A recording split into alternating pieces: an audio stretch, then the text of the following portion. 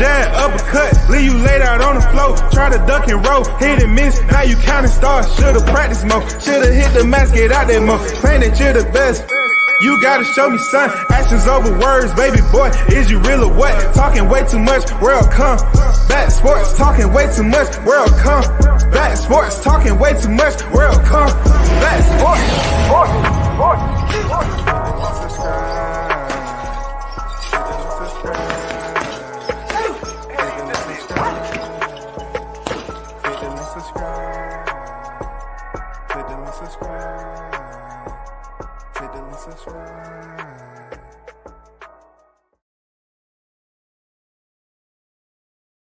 Once again, thanks for tuning in. You're listening to World Combat Sports. Salute to each and every one of you on this Friday, bro. You know what I'm saying? This is what is going down. Next week, we have a big fight. Pound for pound best Terrence Bud Crawford is in the building. You know what it is, man. World Combat Sports is just, giving a big shout out to the WCS supporters, man. Those of you that rock with the channel. I appreciate you. Each and every time showing love. One thing you know about my channel, the time I stay away from panels. It's just a lot of interest of mine. But I will travel. I will travel to other channels to talk boxing. I just want to give a PSA, man. If a brother like me only does panels 3 times a motherfucking year, it's never personal. I like sitting up there talking boxing with these cats. For real. Grown ass man who can talk without using vulgarity and obscenities and shit and get their point across. I don't know what it is, but when I show up to the panel sometime, these cats be jumping out of character. You talking about somebody who only, I'm very selective on who panel I jump on, but I hear a lot of voices out there. I mean, voices, man. Just talking bad about my boy Crawford. This man is undefeated at the welterweight division. We already know. Look, don't let me get the choir to singing up in here. Don't let me start bringing out the instruments. Terrence Crawford faces the second common opponent of Errol Spence Jr. Now, earlier this morning, I was good. Shout out to Drew. Shout out to the LDBC, man, for doing their thing. He had a damn good live, and we was talking. I was in a different place than I was this evening. You know, I kind of had some company with me, so I really couldn't let go like I wanted to. You know what I'm saying? Plus, I really don't do lives in the pitch ass black.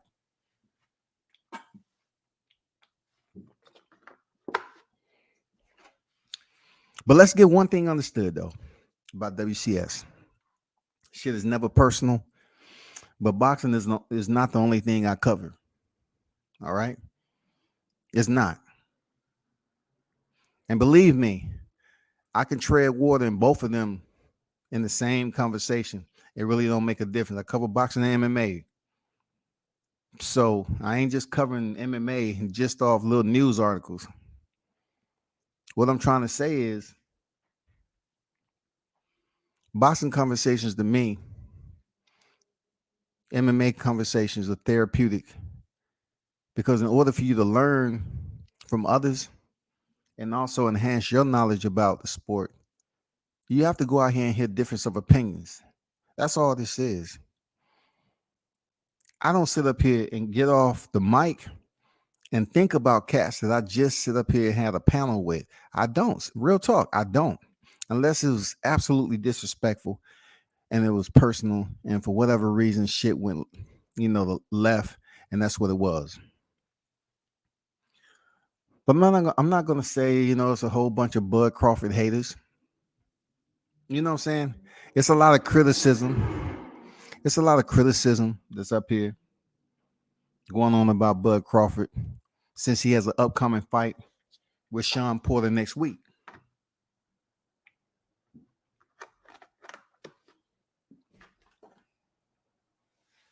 I'm not going to say it's hating, but it's absolutely hating. Man, what y'all hating on that brother for? Because he dark skinned. Like, what's the problem? The man gives you everything you need in boxing. I'm beginning to see a trend with you light skinned dudes. You know what I'm saying? I think this is a light skin against dark skinned dudes for real. Deontay Wilder got the hate wagon from some people. Nance Terrence Crawford getting the hate wagon. I don't understand what's going on with a guy who takes the sport serious. Now, as I carry on, I'm about to get knee deep in some stuff now. Yeah, people gonna get perturbed about. They're not gonna feel as jovial as you might want them to be. Because I look, first and foremost, I don't understand why people will say you're making up an excuse about Crawford, but that's exactly what they're doing for Errol Spence. If someone asks you to join in or ask you a question and you respond, and that question is just, hey, what do you think about this, this, and this? Well, this is what I think it is. This is my opinion on it. I can't give fact unless I was there. Like the Brian Norman with Terrence Crawford. I can speak facts on it because I was there. Now, as far as to the boundaries or the limits that I'm willing to breach, nah, I'm not gonna disrespect any one of them fighters. Because for one, I have to see them again. I'm media, and as a grown ass man in my 50s, I'm not sitting up here arguing or having these individuals believe that I'm disrespecting them or they don't want to invite me back in the area. So it's a code, especially with sparring. Give a damn with all these other cats that was there up there saying that, Brian Norman dropped them and all that. They can say what they want to say, but I'm not going to sit on here and say any of that because it didn't happen. Now, would I absolutely admit that Brian Norman went in there and put on a solid sparring session with Terrence Crawford? Absolutely, he did. He went in and did the same thing with Gervonta. I don't have any discredit of Brian Norman Jr., the Assassin 2.0. I like Brian, very talented fighter, and he truly ain't to be fucked with. That's real talk. He gonna get his chance, and that's gonna be that. But as far as getting on here talking about he fucked up Terrence Crawford and all this, Terrence Crawford had a solid sparring session. He's been here, done that, and it's a lot more to the entire picture. Now, boxers, they might talk their shit, but guess what? They say the same thing about Gervonta Davis. He didn't look good in sparring. He didn't do that. What he do? He continued to go to the ring and get split the ropes and get in the ring on fight night and win. That's just what he does, man. He's a beast. Gervonta's a monster, man. So sparring is sparring.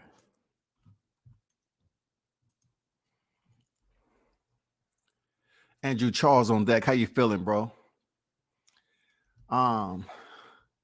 Joseph, what's good on deck? What's good with you? Salute to you. Heard you today. Had to check the channel out. Team Crawford here. Appreciate you, that Bama. Appreciate you. The only hate on Bud because he is a threat to Spence. They wasn't hating until he moved up to 47. See, Bama. See, I already know Bama. He knows what the fuck is going on, dog. Bama knows what is going on. He come in here spitting fire already on a Friday. Do these people even like boxing? I don't know, Andrew. I don't know. I've been busy, but I hear a couple people pushing that he got knocked down story. That's unfortunate because I'm telling you right here, right now, somebody who's at the sparring session, that didn't happen. Let's nip that in the bud right now because that's why boxers don't want to frequent the YouTube community because and have you on deck when sparring because of shit like this. But at this particular time, it was only supposed to be a private sparring session, and a whole lot and a big group of other boxers showed up. And I guess somehow, some way, persuasion was communicated between this, that, and the other, and he allowed those fighters to fight. But They did not go first, so they was able to be there when Bud sparred 3 times back to back. He sparred 3 different people. All right. It's sparring. Bud's a monster, dog. Bud's a dog. Bud Crawford is stronger than what people give him credit for. Once again, both Brian and Terrence Crawford did their damn thing in the ring. But you have to understand, sparring is sparring for a reason. You're not getting any belts at sparring, but you do get bragging rights. You do allow other individuals that's there to see you. Just like when the Michael Harris and Albert Bell sparred. I was at that sparring session. Shout out to Hot Rod, man. I appreciate you. And that's another thing. People link you up to spar as media. You can't go up here and disrespect the link. You can't go disrespect people who turn you on to shit that you wouldn't have known. You can't go up here talking shit about a fighter that's in your hometown that's trying to work themselves up the ladder. I don't give a fuck what the damn freedom of speech and all this other shit is. I'm not gonna get on here and boost up a fighter, regardless he in my hometown or not, on a knockout that didn't happen. It sounds good, but it didn't happen. I'm just putting it like that. I was there, and it didn't happen. Period. I don't know where this narrative is coming from. D Hodges, OG on deck, King Mitch on deck. What's good with you? That's unfortunate. They pushing this narrative about Crawford was knocked down in spar, and I guess it's good for a little, in-house promo for his slander leading up to Sean Porter fight.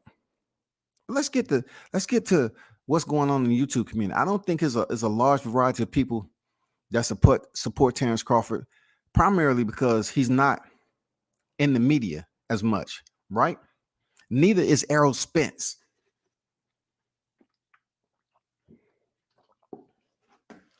They brag about Errol Spence's resume, but I've broken this shit down over and over again.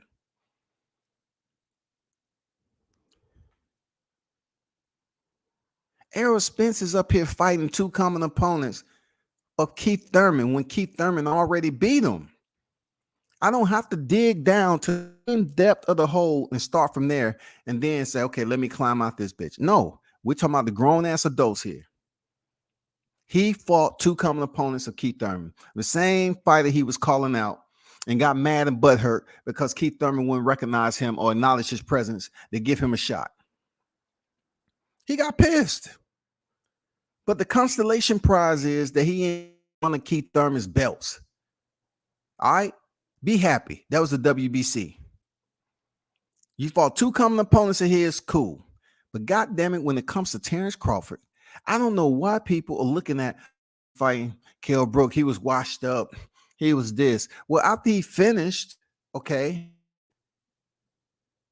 after he finished all this talk, people was talking about, hey, a common opponent, he need to fight somebody. Kell Brook comes on deck, boom, smashing and stops him in 4 rounds. Now Sean Porter, now the storyline is they had to mandate, they had to make this fight happen. Look, are we going to sit up here and really talk about them mandating fighters after what we've seen in the lightweight division? Are we really talking about mandating fighters after we see Sergey Derevyanchenko fail twice for the IBF mandatory, and then they automatically put him in the WBC to fight Charlo? Are we truly, truly, truly going there like it really means anything? It means not a motherfucking thing, y'all. The good thing that's about this mandate or them forcing Sean Porter to fight Terrence Crawford is that we get a fight. Sean Porter's had 2 belts in the welterweight division. He's had 2 belts in the welterweight division. That's a fact. Kudos to Sean Porter for getting 2 belts. Kudos. That's all I'm saying. Kudos to him being 2-time welterweight champion.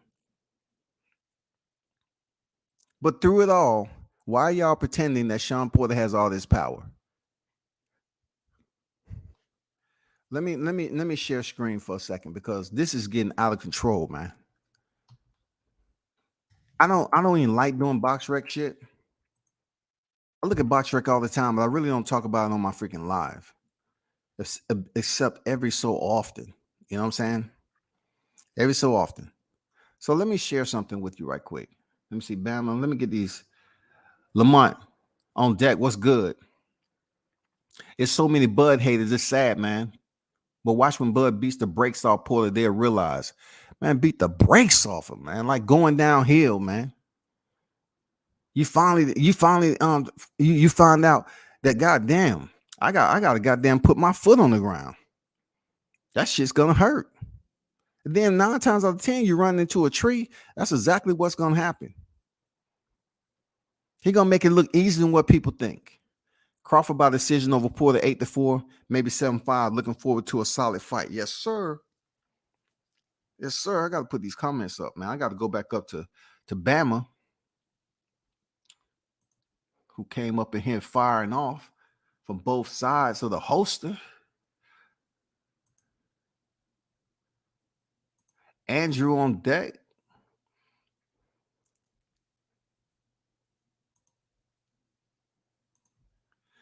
Right, it doesn't matter. Fight comes to fruition through multiple means. We're getting the fight is this point. So peep this, though. And good point, Andrew. So peep this, though. Let me share something right quick that's just common knowledge, right? It's not a time that I've heard these lives speak about, like the Terrence Crawford situation. Let me take this down so y'all can get a view, right?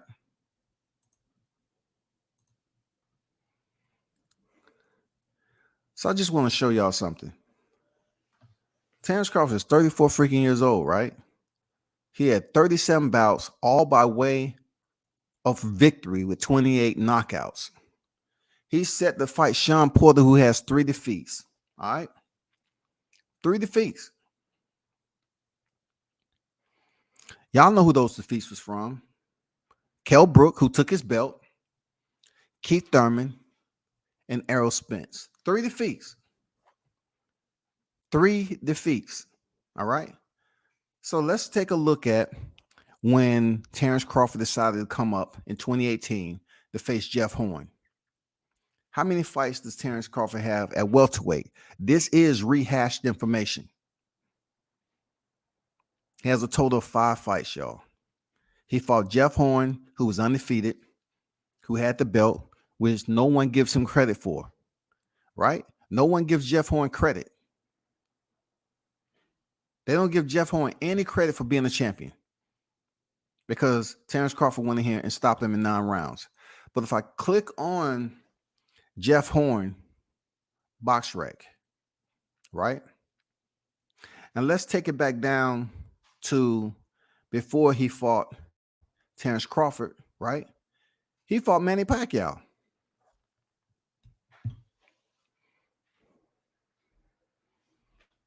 He fought Manny Pacquiao, the legend himself. Look at that record, 59-6-2. He fought Manny Pacquiao, won a UD in 12. He fought Manny Pacquiao. What does this say right here? He has a W over here. A W over Manny Pacquiao. This is Jeff Horn. But when it comes to the Terrence Crawford naysayers, they look at it like Jeff Horn wasn't nobody, but he has the same Manny Pacquiao that's on Yordenis Ugas record. So since Yordenis Ugas defeated Manny Pacquiao, who was stripped or put in recess of his title because he didn't fight for a good period of time, now they want to boost up Yordenis Ugas since there might be a future fight who they want between Errol Spence and Yordenis Ugas. So they want to boost up the Wall Street or Yordenis Ugas for defeating Pacquiao. But when Jeff Horn defeated Pacquiao, not Jeff Horn.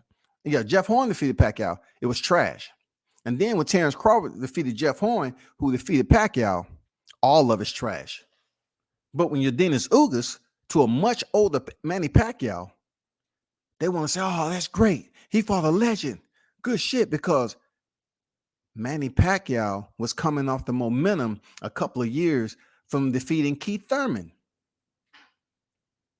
Why they wasn't saying Manny wasn't shit when he was defeated by Jeff Horn, but they say an older Manny was good to go when he defeated Keith Thurman.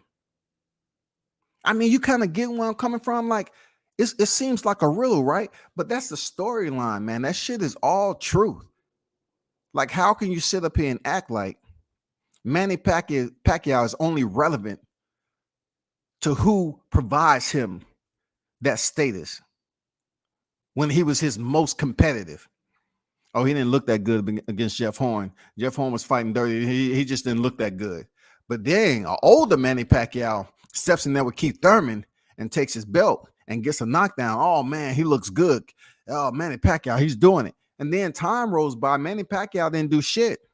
He's into politics and all that in the Philippines. He wasn't doing nothing. The belts goes away. Yordenis receives an email, and then they wouldn't reinstate Manny Pacquiao for whatever odd reason. So Yordenis Ugas pretty much had to go in there and fight for credibility. And he defeated Manny Pacquiao, who then made an excuse that his legs was heavy. So how can you sit up here and denounce Terrence Bud Crawford for coming to the division and defeating Jeff Horn, who had already defeated Manny Pacquiao? He defeats Jeff Horn. I want to show you the similarities that's going on here with Terrence Crawford when you want to speak of Sean Porter possibly. They go toe-to-toe. Bud may get knocked out. Look at the similarities. You have KO, TKO, TKO, TKO, TKO, TKO. And I started with Julius Ndongo. I know that's the opponent that they say that's the weakest unification match. But check this out. Every time they've been mentioning the 4-belt era, you know what I'm saying, with Bernard Hopkins, Jermaine Taylor, Josh Taylor, you know what I'm saying? Alexander Usyk, now Canelo Alvarez. They mentioned Terrence Bud Crawford. Once again, they mentioned Terrence Crawford with the 4-belt era. So why is the YTC here discrediting him from becoming undisputed at 140? Why does everything correlate back to junior welterweight in a negative stance for his credentials as a fighter? The man has kept his energy the same moving up. I mean, just take a look at it. From Julius Ndongo all the way up to his last fight with Kell Brook. All the way up to his fight with Kell Brook. Stop it. Stiggy, stop it. Stiggy, stop it. I'm telling y'all to stop the nonsense, man. Y'all have this former militia, and y'all just want to hate on Bud Crawford so bad, man, for whatever reason it's been. Jeff Horn was 18-0. Let me back up. Julius Ndongo was 22-0. Jeff Horn was 18-0. Jose Benavidez was 27-0. Amir Khan, look, check this out. I hear people talking about, oh, he went in there and fought Amir Khan. He made Amir Khan quit. He would have knocked out Amir Khan if Amir Khan wouldn't have waved the white flag. I was at the fight. He quit. Amir Khan quit. But then they want to say, oh, Amir Khan was already knocked out by some. Okay, but he's still in boxing, and you want to talk about how much he's getting paid. I'm talking about Amir Khan that quit against Crawford.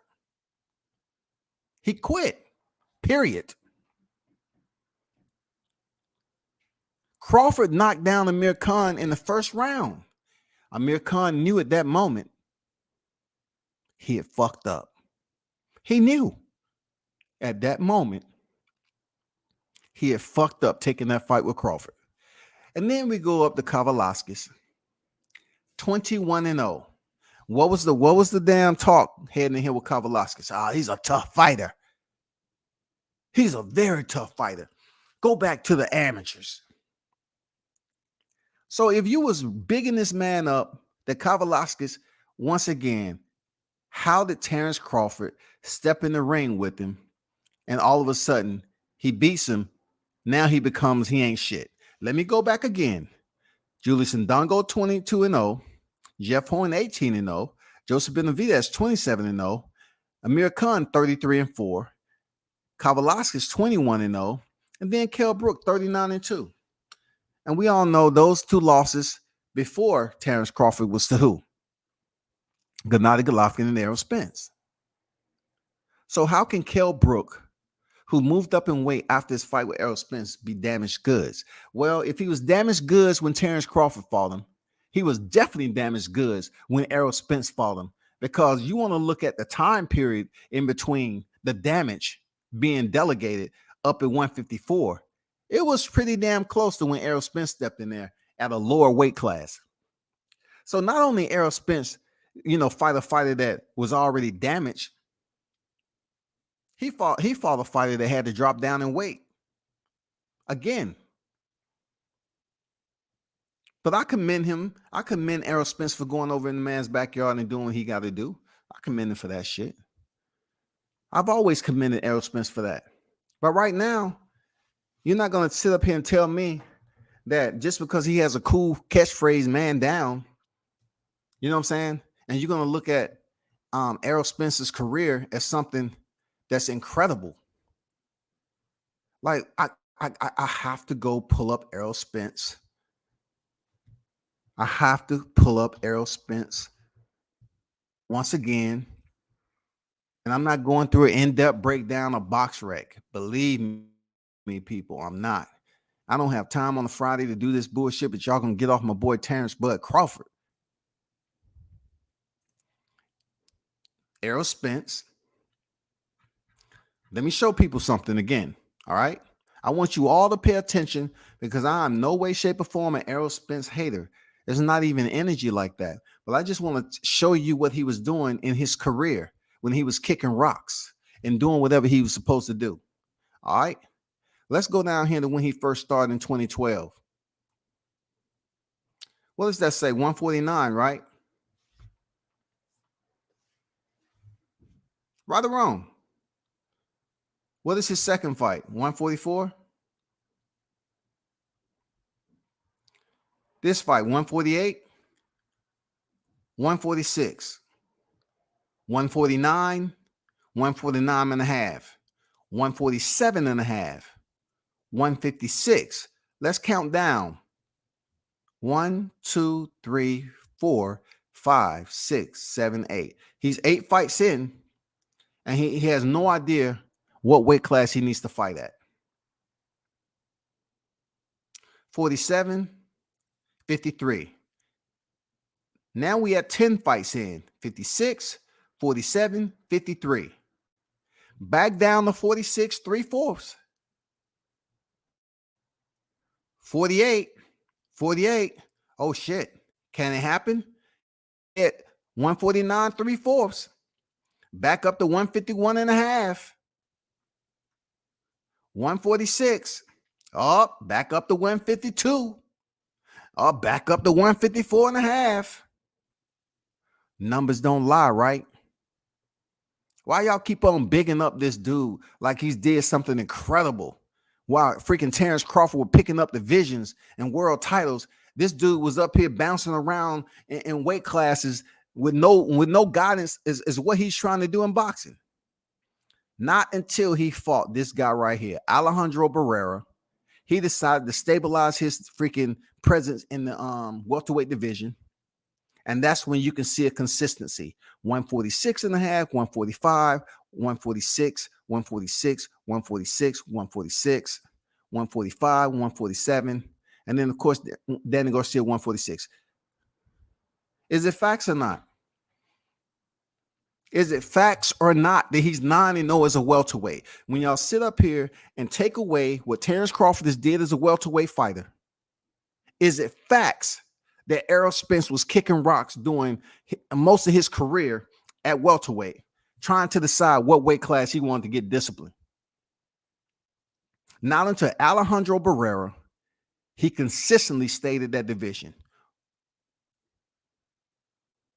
Ichi, ni, san, chi, go, roku, hachi, chi. Cool. How many is that? 1, 2, 3, 4, 5, 6, 7, 8, 9 with Danny Garcia. You cannot sit up here and say he's been a welterweight all these times, and he's campaigned above welterweight in the super welterweight scale. Why are we just overlooking this shit? That is absolutely fact, man. Let me get to these. Let me get back over here. All right. Appreciate the ones in the live chat, bro. I got another example. The story is Bud doesn't even deserve to fight Spence because he ain't done nothing at welterweight. Boots be the guy who was 1-4 in his previous 5 fights, and now he's number 1. Look, Andrew, man, appreciate you, bro. Because the ones who sit in this live chat right now, I mean, the ones who frequent these live chats, man, they be kicking that shit. They be spinning that wheel. You know what I'm saying? Get your shit thinking. Get your brain thinking about this sport. And they boosting Boots up, right? They boosting Boots up. I like Boots Ennis. I don't have nothing negative to say because I understand what the sport is about. It's a love-hate, dark science. That's what boxing is about. But what Andrew just put up there, it's absolutely facts, man. It's facts. Bama say Spence is ducking all punches. They know Bud will destroy him. They hope Porter takes something out of Bud before the Spence fight. Now, peep this out, Bama. Appreciate your comment, bro. But check this out, though. Are fighters different once they step in the ring with Sean Porter? I mean, come on. They said Adrian Broner was different off the Marcus Maidana. But freaking Sean Porter stepped in there and went all the way to the final freaking bell, getting dropped in the process. Sean Porter steps in there and go life and limb with Adrian Granados. Life and limb with Adrian Granados. But Danny Garcia, who fought Adrian Granados, stops him. Sean Porter steps in there and fights Danny Garcia with an in and out type of offensive strategy because him and Kenny Porter did their homework on Danny Garcia. They knew he didn't want to really take the lead. He wanted to be that counter puncher. So they had the option to do that with Danny Garcia, and it worked.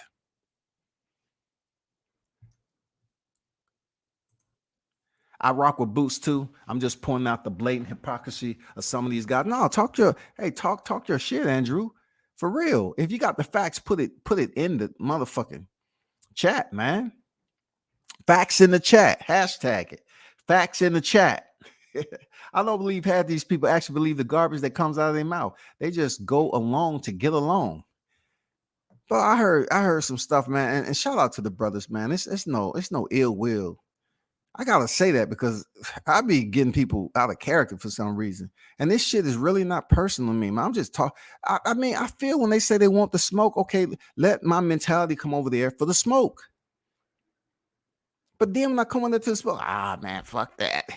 I mean, it is so hilarious. Like, I don't have a problem with being called wrong on something that's absolutely wrong, but don't say I'm being cooked just because it sounds good. You know what I'm saying? Plus, I had company with me. But don't say I'm getting cooked because it sounds good. It's just one of those areas where people are going to have their opinions. Anyone who listens to the channel, I don't care what my number's like. I know boxing. I know mixed martial arts. I know grappling, BJJ. I can talk it. I don't know all of it when it comes to, the entire combat sports community, but I know enough. I don't believe in the narrative that Crawford doesn't deserve a fight with Spence. However, I do know that Spence is the A side. Shouldn't mean shit to us fans, though. Major part of the boxing game for sure. I done heard this A side, B side shit. Only because, you take a fighter who was formerly undisputed, who's been mentioned several times over. Why? Because leading up to the four belt era, Josh Taylor was able to put his name in the hat of the four belt era. Also, recently, Saul Canelo Alvarez was able to put his name in the four belt. When they mentioned these guys together, Terrence Bud Crawford's name was there. His name was there. So to have him contending, undefeated, all stoppages at welterweight, how can you talk about him not deserving anything with Errol Spence? Are you looking at Errol Spence's record? Look at Errol Spence's record. We're not talking about Chris Algieri.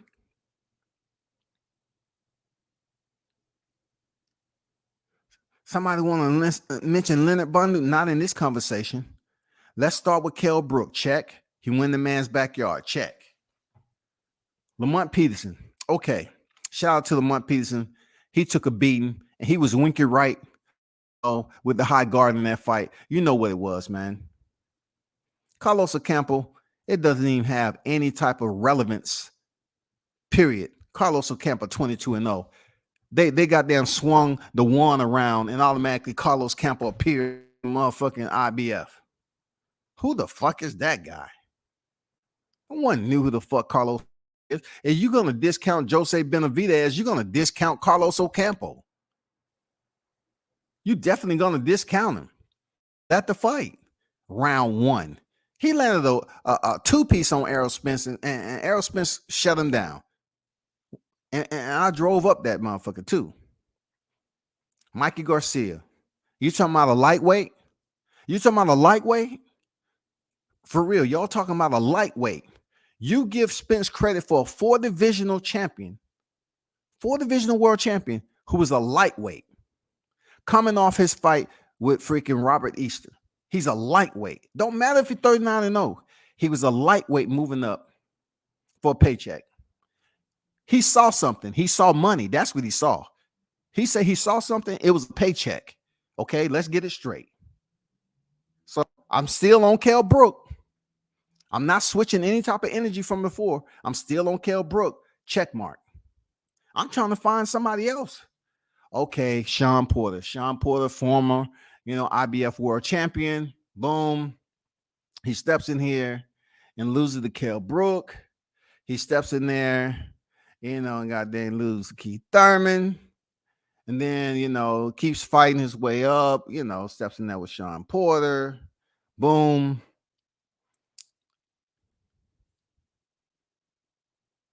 Sean Porter fight for the vacant WBC.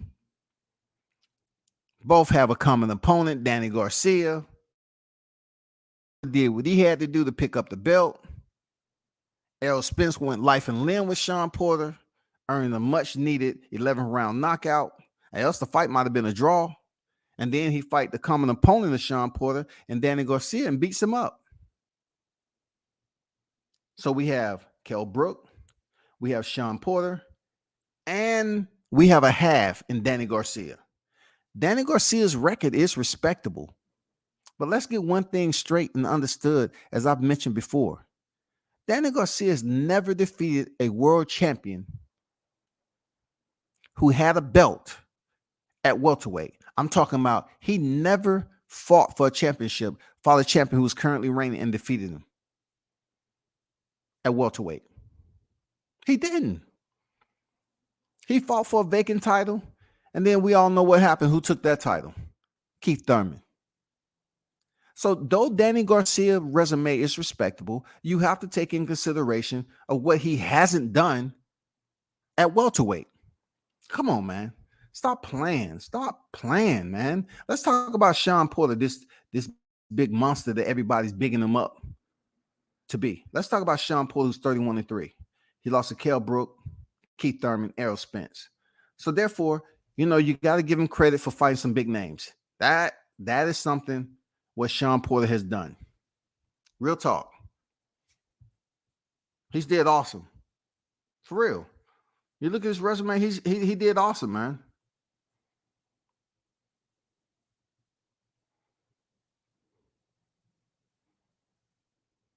He did awesome. Look at his resume.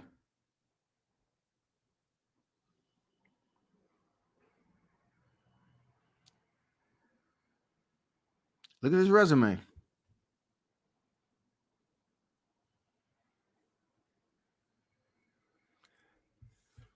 But check this out, though. Look at this right there. Who was that? Devin Alexander. Boom. Picks it up. Win.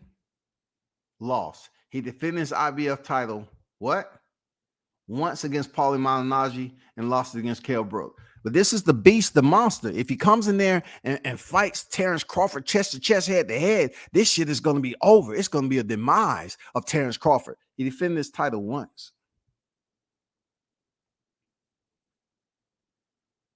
Let's keep going. Boom. Porter down in the 12th, like I just mentioned. That's fact. Porter down in the 12th. That's fact. He goes in here and attempt to scoop that WBA title off Keith Thurman. Nope. Lost to UD.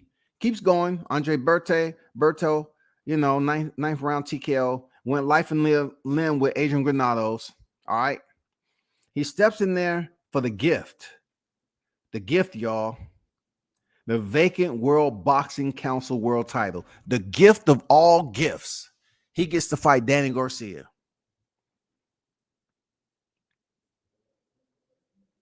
He wins. He looked bad against Yordenis Ugas. Probably didn't put out enough to step in with Errol Spence.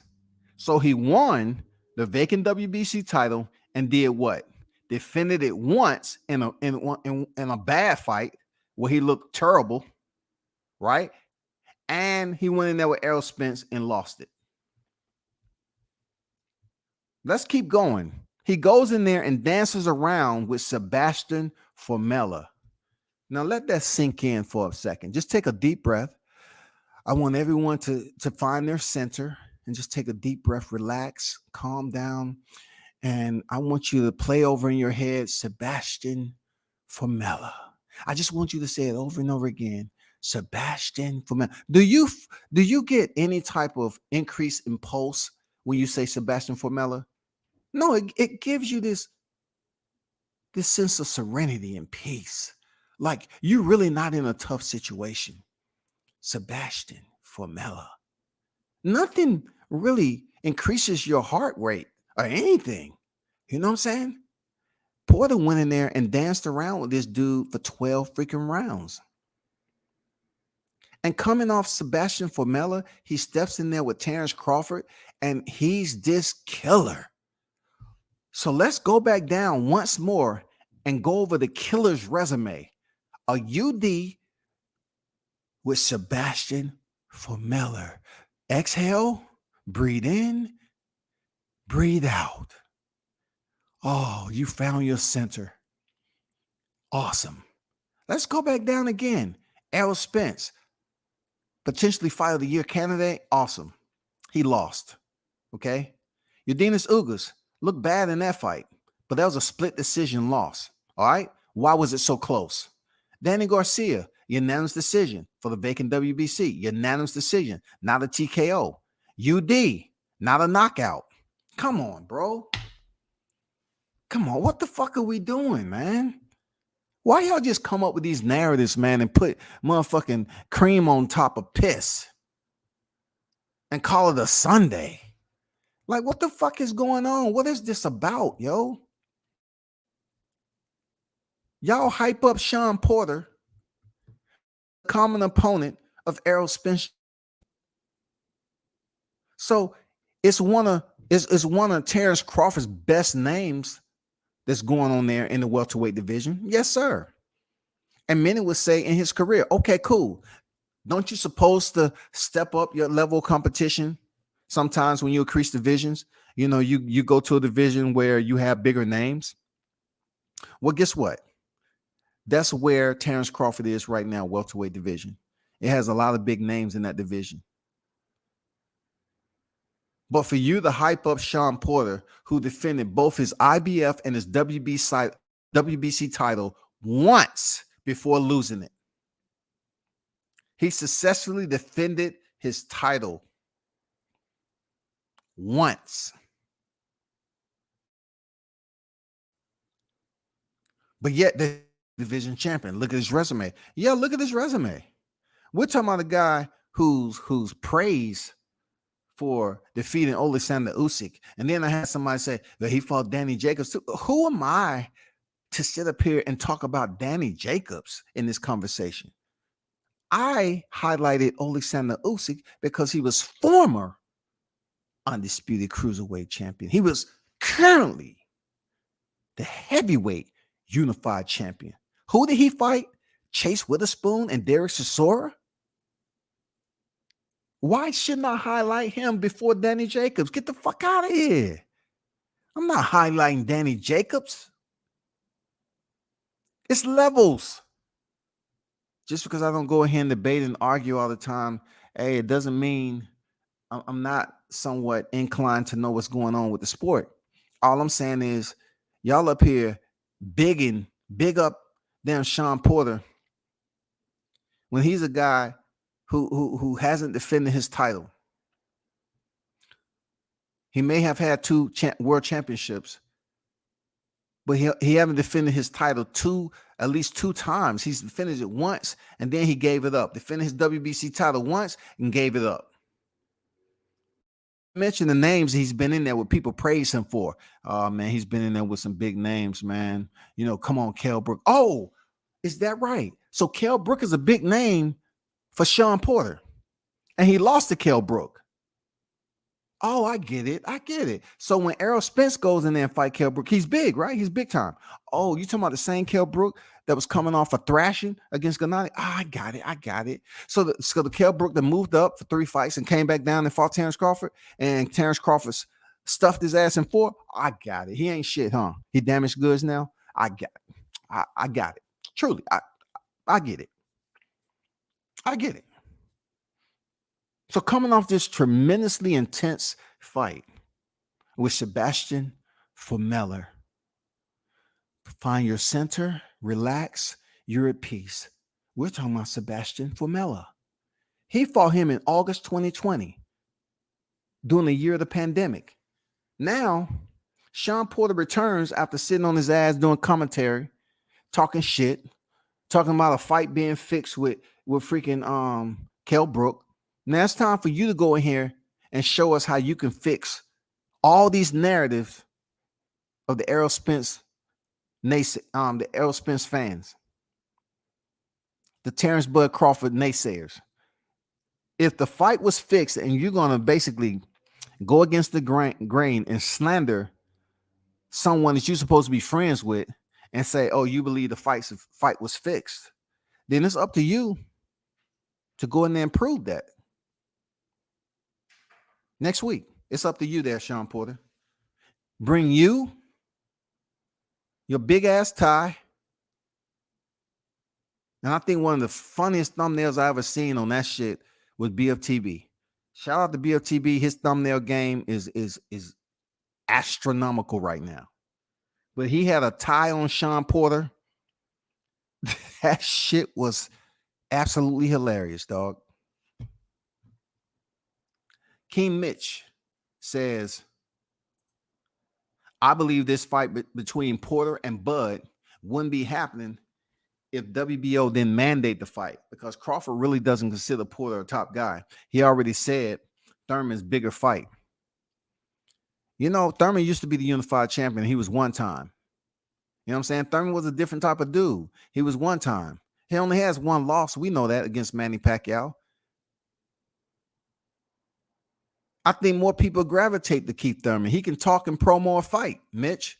You know what I'm saying? See, that's how smart Terrence Crawford is. You know what I'm saying? He's basically telling, it's almost like he's giving someone his thought process on how he sees who will be a bigger fight and who won't.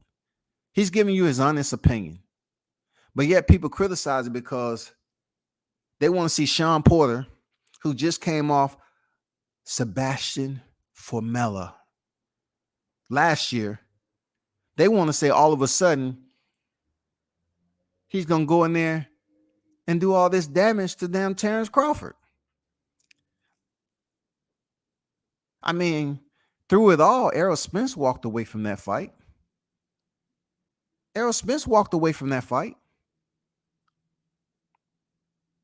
Don't get knocked down and your glove touch the ground and then get up and say, okay, let's go, Errol, let's go. No, you should have been saying that when you was coming forward, swinging off erratically, like you don't know how important this match is. You should have been more sound, more poised, more focused, more competent on the task at hand.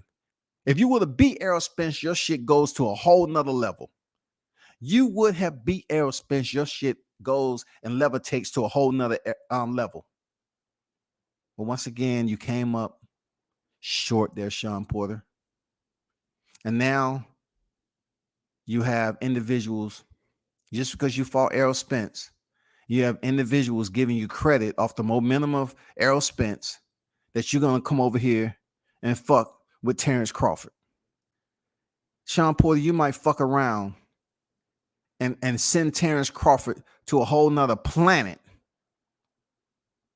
if he stops you. Everybody knows how you fight.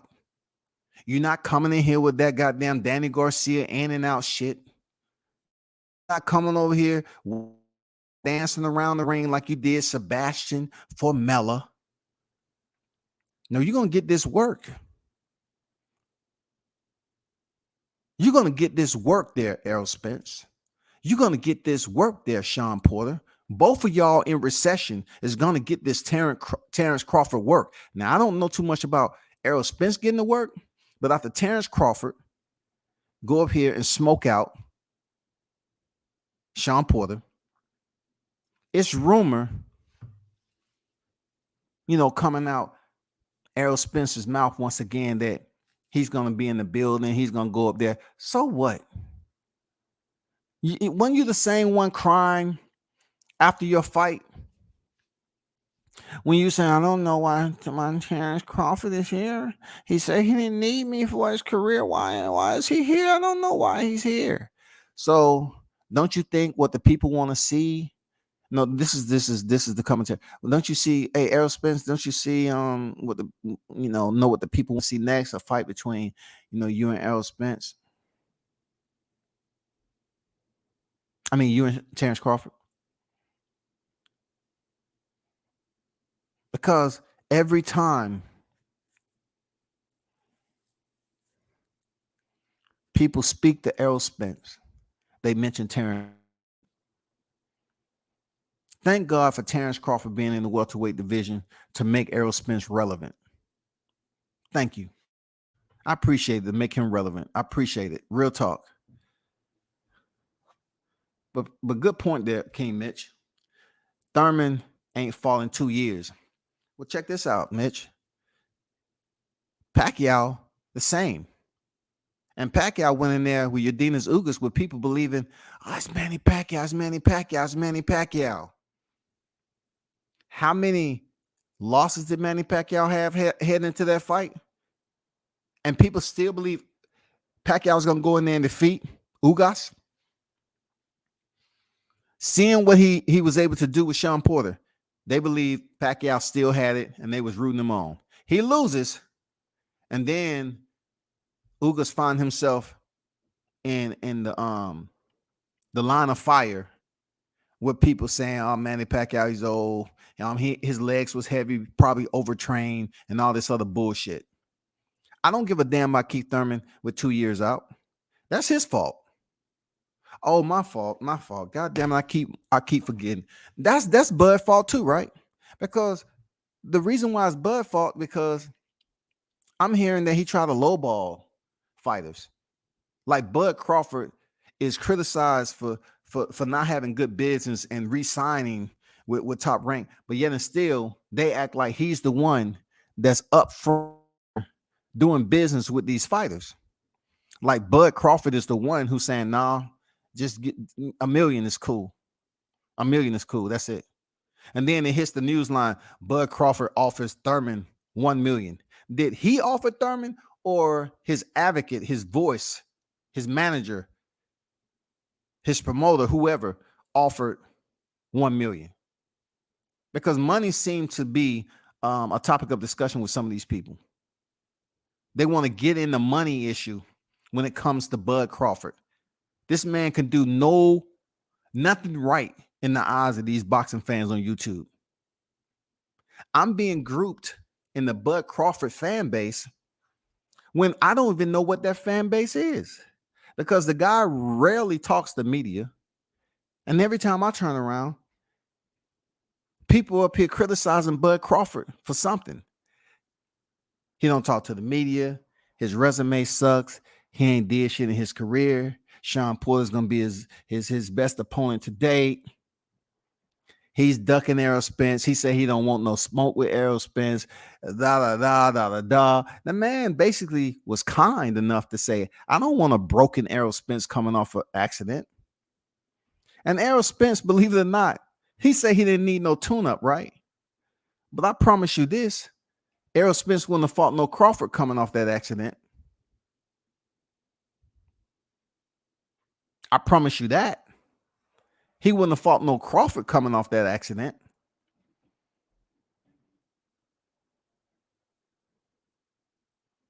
How does it all work? I mean, why are y'all so hell-bent on believing that you're all in this man's emotion? Now we have unemployed life coaches on this YouTube community. You have individuals up here talking about Terrence Crawford is jealous. And I have to put this disclosure out here because I don't want people, clicking on the link and come on here calling me a bitch ass nigga and shit like that. That absolutely don't faze me. But it's not personal. But I hear people talking about he jealous of Errol Spence. How? Why? What's the bitch? What are we jealous about, Shouty? Like, please explain to what are we jealous about? Why are we talking about a grown man's feelings? This man has a big family that he takes very good care of. How the fuck are we talking about his feelings, his assumptions, his opinionated feelings from individuals who don't have any college or professional qualifications as a physician or a psychologist to provide any poor diagnosis as to say he's jealous? How do you know that? You haven't even spoke to the man. You haven't been around the man. You ain't did shit with him. How the fuck is Crawford jealous of Errol Spence?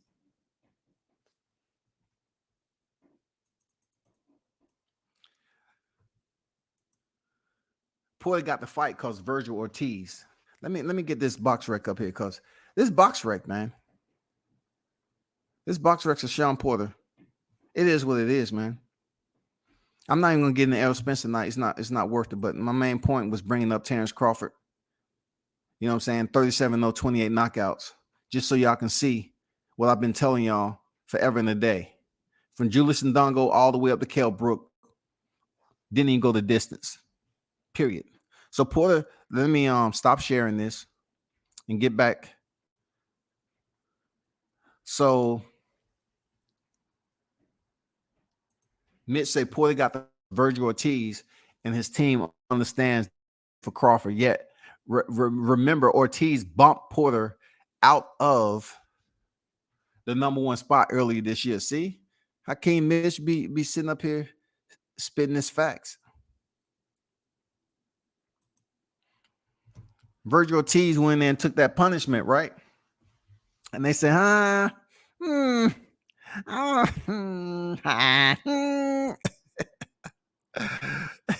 Hey, Virgil Ortiz loved taking that punishment, don't he? They was trying to take this man all the way up the food chain. And then say, no, you ain't ready. No, amigo, you know, so no. You're not ready. Crawford, catch your body, Virgil. He catch your body. D-Ray on deck. How you feeling, bro? Key Mitch Boost is amazing talent. He ain't done shit yet, though. Hasn't fought solid opposition. Hasn't headlined a show yet. He's in weight. He's in his way though. Passes the eye test with flying colors. Talk your shit, Mitch. Talk your shit, man. You know, let me go right here. Since you mentioned it twice, and you made a damn good point. Let me go to Jerome Ennis.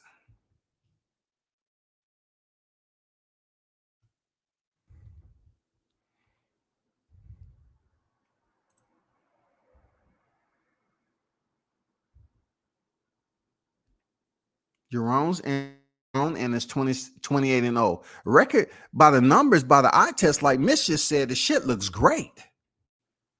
Right? The shit great. Hold on for a second. So let's take a peek at Jerome Ennis' shit. And once again, shout out to Boots, man. I like Boots, man. But look at this record, though. This is for a lot of boxers. So I'm not knocking his record. I'm just highlighting what King Mitch said about it. This fact. His record isn't anything to brag about. Come on. Sergey Lipinets. People just up and talk about Sergey Lipinets. Sergey Lipinets wasn't even supposed to be up here in this division. He lost his title to Mikey Garcia at 40. And now he's deciding to revisit that division. So he was just trying some shit out. Just like Mikey Garcia was trying some shit out when he moved up and fought Errol Spence, his first fight at 47. You want to talk about Thomas Delorme? He stopped the man in one round who has 5 losses already. You know what? I'm going to stop sharing. Shout out to Boots Ennis, though, man. He is a future world champion. Real talk. But good point there, Mitch. Spence ain't ducking punches. I disagree with that. That's all Pac-Man can do is punch. Danny Garcia is known as a hard puncher. But Danny Garcia doesn't push the pace. You know, even Danny Garcia doesn't push the pace like Mikey. They both have the same last name, but they have different fighting styles. They have the same last name, but different fighting styles, for real. Danny Garcia doesn't push the pace like that. So if you're going to allow Errol Spence to dictate the pace, then he's going to get the results that he wants. Come on, don't act like Errol Spence is this versatile boxer. He ain't no Terrence Bud Crawford. Real talk. What else does he have to present than what we already seen? Terrence Crawford give you different frames to the lens all the time. But Errol Spence, we know what we're going to get. He's going to try to go in there, man down. Man, what? What? Sir Ken on deck. How you feeling, bro? World Combat Sports, salute. Salute to the wrenches and salute to the chats. Smash the like button, says Sir Ken on deck. Appreciate you. Appreciate you, Sir Ken. And you say you damn near set off World War III in the chat. At one time, you and Bill were conversing. It was some good back and forth. I lost respect for a few people that day, the way they reacted towards you. Yeah, that's like, you know, I look at that as in the past, man. We squashed it as men. But like when it comes to that, I don't tag team on nobody. I just talk my shit. I don't show up to the chat and expect people to be on my side, even with the Deontay situation, with the Teofimo, with the Michael Williams Jr., with the Terrence Bud Crawford. You know, I don't expect people to be, you know, on my side. I go into their territory.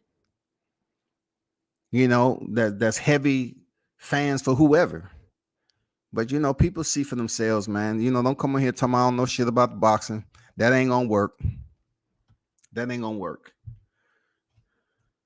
But, you know, shout out to them cats, man. Shout out to Bill Haney, Devin Haney. Man, go get that shit, man. Support the team. support the team as he go ahead and beat up JoJo Diaz. Shit, Algeria fucked around and beat Conor Ben overrated ass. Eddie Hearn said Ben is a global superstar. Now he's coming to, hey, Mitch, I can't change subject off this. As much as I want to talk, I might talk about it just a little bit later. But Conor Ben cannot be in the conversation with Terrence Bud Crawford as he prepares to fight challenger Sean Showtime Porter. Danny Garcia and Sean Porter beats everyone on Crawford's resume. Okay. At 47. All right. Brook edged out Porter a while back, but the Brook that fought Crawford gets whooped by current Porter. When you take in consideration of comparing what he's been through, though, all right, I appreciate the analytics in breaking that shit down.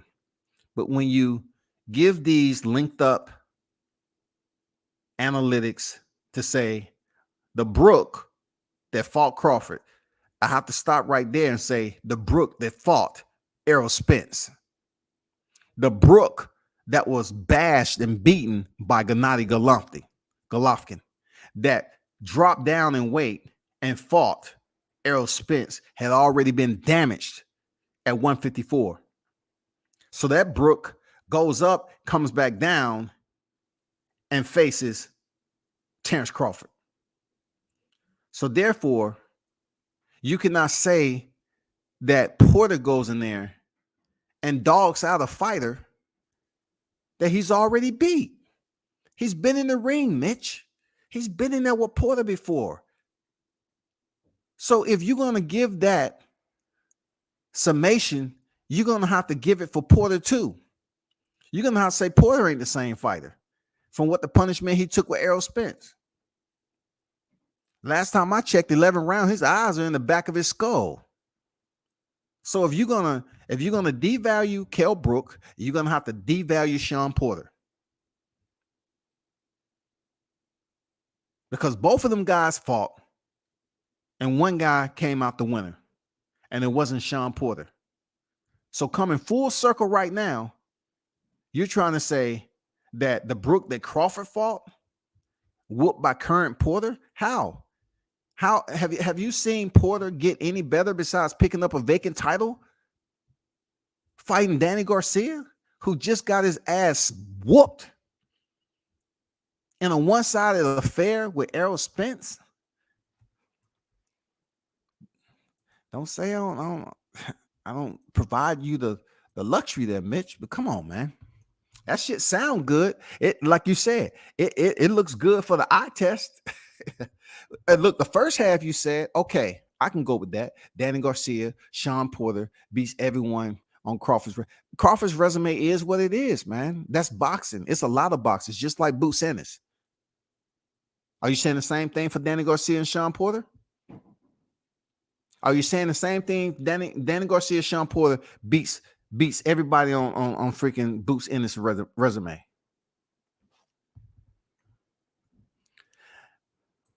Man, Porter beat Famella every round. Probably should have stopped him, but Porter is no KO killer. Listen, Mitch. So if you're gonna spit fire, keep the fire lit. Don't come up here vaping. Don't come up here vaping, dog. You didn't see my shit. You don't see what's going across the bottom of the screen. Don't come in here, starting off with smoke and then turning vapors. Goddamn it. You know damn well Porter went in there and moved around like it was a ballroom dance with Sebastian Formella. I like the guy. I'm just going to perform to the level of my competition. I like the guy. It's Sebastian Formella. Breathe in. Breathe out. Find your center. Sebastian. Man, anyway. D-Ray, anyone better conditioned than those two? Jacobs used to be a good fighter. Stop it. Look, I agree. You're right. Good ain't great. Okay. So give him the 1G with the 2 O's and the 1D. Give him that. Didn't he look like a beast in there against Gabe Rosado? Oh man, an absolute beast. Wow. Got it. got it, y'all. Porter has a better chance of beating Crawford than Plant had of beating Canelo. And motherfuckers was all over Plant before the Canelo fight. I was going for Plant. I was going for Sweet Hands to pull off something special. That's what I was doing. Brown on boxing on deck, man. What's good? I was going for Plant myself. But back to him. Porter has a better chance of beating Crawford. Look, a lot of people are hoping and wishing. I know. Look, I'm gonna tell you right now, it's a lot of people that's getting into the holiday spirit. Like I had a chance to be on 2 panels today. Salute to everything boxing and sports, man. Salute to Drew Titan LLC. Be sure to check them 2 cats out. You know what I'm saying? It was some good holiday spirit boxing talk. You know what I'm saying? But when it comes down to this fight, it gets us closer to Thanksgiving. And I believe a lot of individuals that supporting Errol Spence is just in the Errol Spence spirit, the holiday spirit. That's all. They talking some shit that's in the holiday spirit rather than something that they actually believe in. They don't truly believe all the accolades that they speak about Errol Spence. You know, you're talking about Terrence Crawford, who stopped everybody in his crummy ass freaking resume at 47, right? That's what they say, right? But Terrence Crawford takes the sport serious. That's why he's able to make weight. That's why he's able to come in here and perform. That's why if you believe he's been in trouble, he go in there and throws the motherfucking plan out the window and get with it. Dog walk his ass out. Don't be mad. It's boxing, right? Y'all can't sit up here and praise these fighters that go hand in hand, head to head, toe to toe. But yet, when Terrence Crawford faced a little adversity and he dog walked Kavaliauskas out the motherfucking ring, it's not what we consider him to what condition we assumed that he would be in against a fighter like Kavaliauskas. How? Because y'all say so-and-so would beat everybody on this record. So-and-so would beat everybody on this record. But y'all was hyping up Kavaliauskas before he lost to Terrence Crawford. Y'all was hyping his ass up, man. He could do no motherfucking wrong. But Terrence Crawford smashed his ass and handed him his first loss. Oh, man, he wasn't shit. He wasn't shit, dog. He wasn't nothing. I'm being honest. He wasn't shit, dog. Man, come on, bro. Brown on Boxing say salute WCS. But man, we off that Plant shit because that Plant fight was a plant.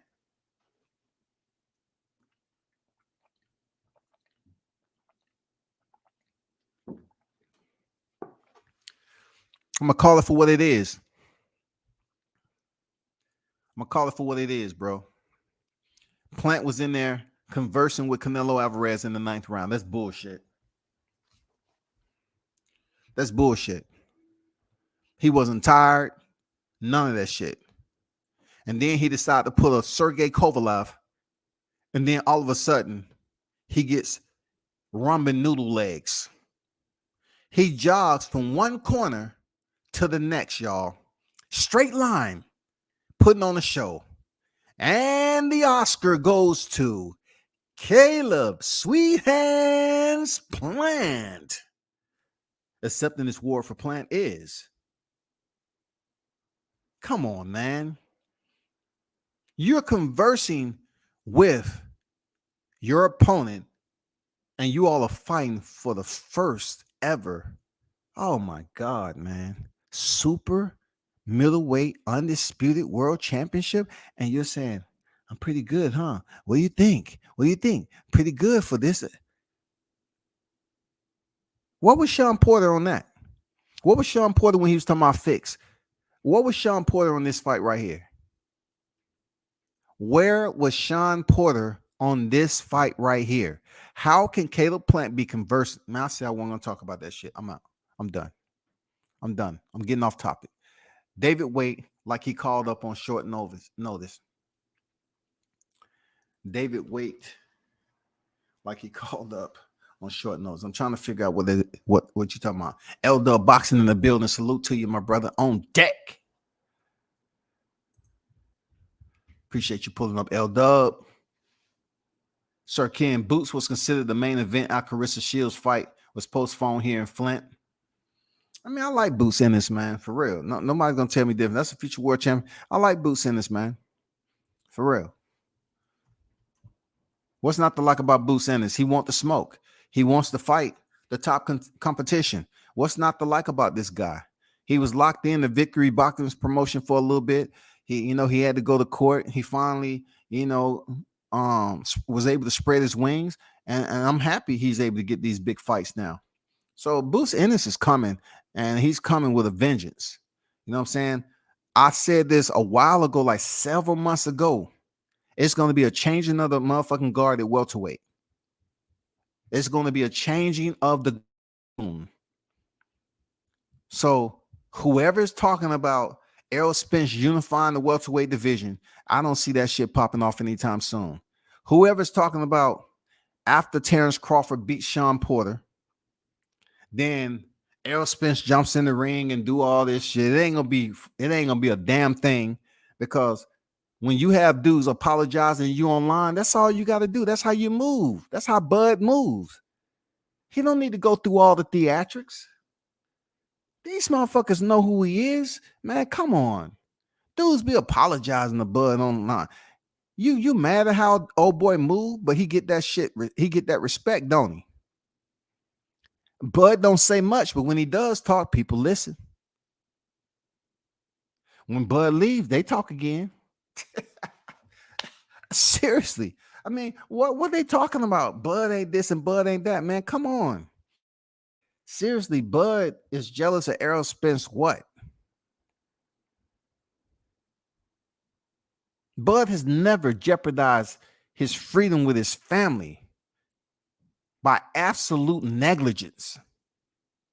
I would say again, Bud has did what he's did in his lifetime, whatever that may be. But I'm talking about on this level, he hasn't sit up here and placed himself in a position to jeopardize his freedom with his family due to negligence. The man has a family with him all the time.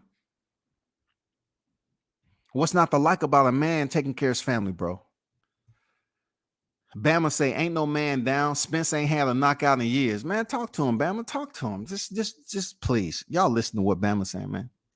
These cats in the chat, man. Salute to him. Salute to him. I'll never, ever need 100 people in my chat, because the ones in here talk their shit, period. Danny had a fight camp before the Spence fight. Danny had a fight camp before the Spence fight. Man, Danny Garcia. I just brought up the Bill thing because you made it sound like you were on a live today that got spicy. I might have heard you wrong. No, okay, Andrew. No, it was absolutely not that way. Like it was. I went over there strictly for all the smoke. Period. That was my whole intent, because Bud is my guy. So I went over there because there was a lot of Spence fans. It wasn't no drone in negativity. It was just, straight up heated boxing talk. You know what I'm saying? And it was the way it was. It's not a lot of people. It is other people on here that support Terrence Crawford, but we have a lot of Errol Spence fans on here, and they have the right to be an Errol Spence fan. But I'm just curious as to who they're going to support, because it's a changing of the guard that's coming. And I would say if I had to pick out of who would take a L first out of Terrence Crawford or Errol Spence, I would say Errol Spence without hesitation. I would say Errol Spence without hesitation. I mean, Boots Ennis is on the hunt. Virgil Ortiz is on the hunt. You know what I'm saying? The new guard is coming up the chain of command. The new guard is coming up the chain of command in 47.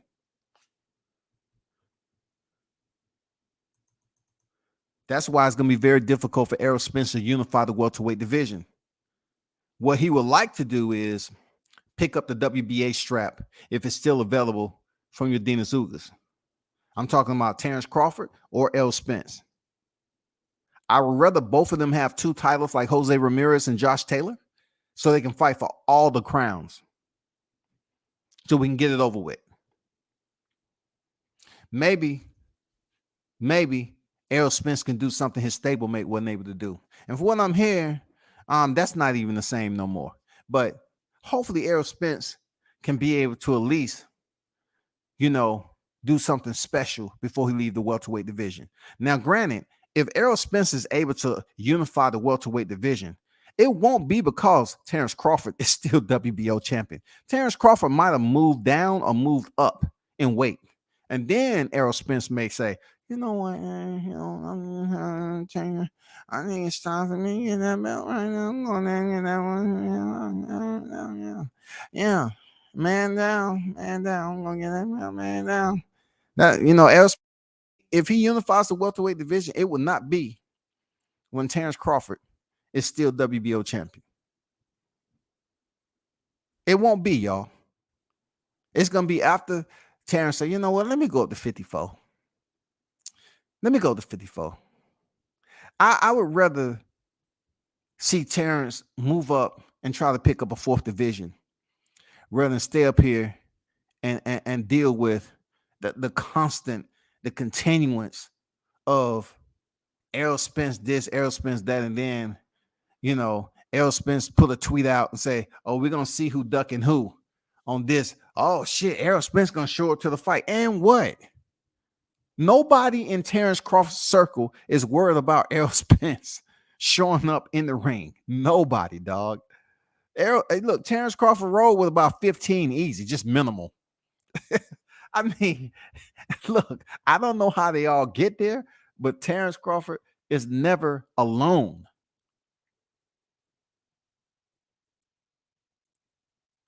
You want to hear some crazy shit, though? When I was there on fight week with Terrence Crawford, not when Terrence Crawford was fighting Amir Khan, right? He was playing around then, and he was going in there to the finish time. He was playing around then. Guess what I seen down here in Atlanta? Shakur Stevenson.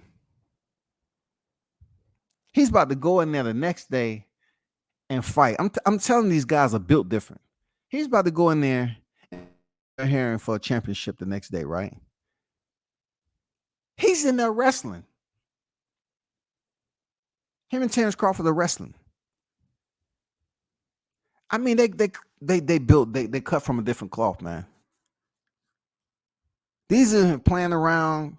I don't know how many times I've been to a place where Terrence Crawford was wrestling somebody. Over there in Texas, he was running football routes, playing around with some friends. I'm telling you, man, Terrence Crawford's athletic as shit. And the motherfucker can run too. He got some wheels on him. He about to run over Sean Porter. No crossing guard needed, goddammit. I know we're not giving Danny Garcia excuses now. He fought the same way he always fight. Nobody ever tells the whole story when it comes to Brooks as it relates to Crawford and Spence. What is the whole story? I mean, we pretty much know the whole story, but when you link up and say you want to put the Brook that fought Crawford will get beat by Porter now. We get whooped by Porter. The Brook that fought Crawford will get whooped by Porter, but yet in one of the biggest matches of Sean Porter's career at that time, he went in there against Kell Brook and was defeated. They've been in the ring before. So when it all comes to fruition, when it all comes down to it, they have familiarity with one another. It don't matter how Brook looked in there against Terrence Crawford. That's Terrence Bud Crawford. Sean Porter isn't Terrence Bud Crawford. We know that already. because he already has L's in there with damn champions. We can't say that about Terrence Bud Crawford. So you can't put that into the equation that Sean Porter go in there and give Kell Brook the recent Kell Brook the business. Come on, man. We don't know that shit. Sean Porter was blessed with physical attributes, but one of them wasn't damn pure punching power. You know what I'm saying? He used to be a football player. I congrats him for that, but this ain't football. Danny Garcia duck postal. It's documented. Hey, one of y'all want to down respond to that smoke that Bama just put? D-Ray say straight vapor smoke. Straight vapors, man. Straight vapors, dog. Straight vapors. Sebastian Formella sounds like the name of a grill cook at the local Euro eatery. Hey, man, I love Euros too, man. For real. I ain't gonna lie, dog. That Greek Euro, shit. Y'all about to have me going up here to Arby's. Can I get 5 of them? Shit.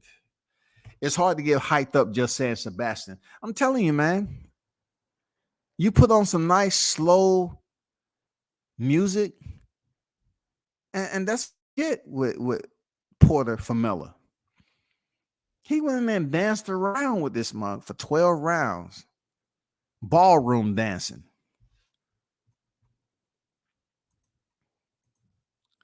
I didn't say it, but I thought Canelo was going to beat the brakes off Plant. Plant defense was amazing until it wasn't. Look, that's what I'm saying. How can your defense go the crap? How can it go to the wastebasket? How all of a sudden you are absolutely tired, delusional, incoherent? All that shit takes place in a matter of 2 rounds. You was just having a dialogue. And you had enough oxygen. Pretty good, huh? And the crowd was like, boo, boo. I'm pretty good, huh? What do you think of my skills? I respect your skills. Blah, blah, blah. Blah, blah, blah. I'm like, dude, what the fuck? I'm disappointed, Caleb. I'm seriously. I would have rather you go freaking to the fight to the motherfucking death. I mean, not death literally. I'm just saying, leave it all in the ring. Go out on your shield, bro. You in there laughing, joking around because you look, Caleb Plant started to feel that vibe of cashing in the biggest paycheck of his career. It was all coming. It hit him all at once. Oh, he got that Sebastian Formella calmness over him. Just relax, Caleb. Everything is okay. The funds have been verified. Once again, the funds have been verified. You may retrieve your funds after the fight is over. Proceed. Proceed. And that's all Caleb was. Look, that's all Caleb was. Proceed. Proceed. He said, shit, fuck that. They telling me the funds are verified. I'm out. And that's when the knockout came. Bullshit. Bruce goes on deck. Salute, family, World Combat Sports. Salute to you, Bruce. Appreciate you for pulling up there. Bruce goes in the building.